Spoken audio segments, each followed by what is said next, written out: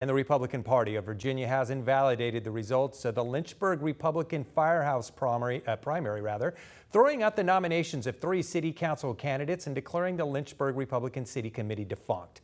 WFXR's Jessica Maldonado spoke to supporters of the decision who say the primary had many rule violations as well as those whose nominations were nullified.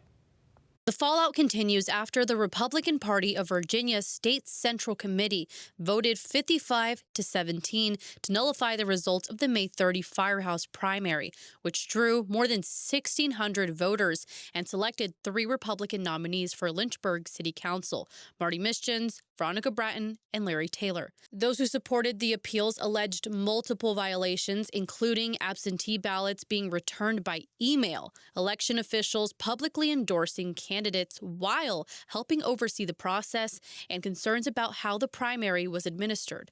Lynchburg City Council member Chris Veraldi says the issue came down to election integrity. Veronica Bratton set up a process that accepted email ballots. When you consider the implications of fraud, of cheating possible just with that fact alone, that was determined, everything else becomes even worse. Feraldi says the State Central Committee's vote shows a broad consensus among party leaders that the process was flawed.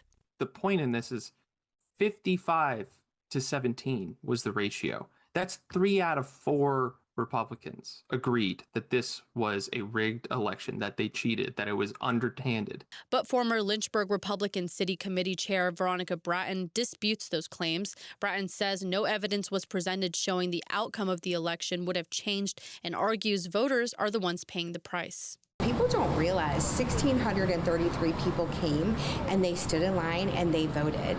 And now their votes have been thrown out. They've been disenfranchised. There was no evidence that any vote count would have been changed. There was no evidence and no allegations that the vote counts would be changed. Bratton says the email ballot allegation involved a small group of overseas voters and was handled using procedures similar to those used in government-run elections. We followed their process, the same process that was required by Delegate Helmer's law. So they're penalizing us for meeting the standard of the law. She says she has gathered enough signatures to run as independent if necessary. The deadline for independent candidates to submit signatures is Tuesday evening. Meanwhile, the state party is moving forward with appointing new leadership for the Lynchburg Republican City Committee. Election officials are expected to determine in the coming days which candidates will officially appear on the November ballot. In Lynchburg, Jessica Maldonado, WFXR News.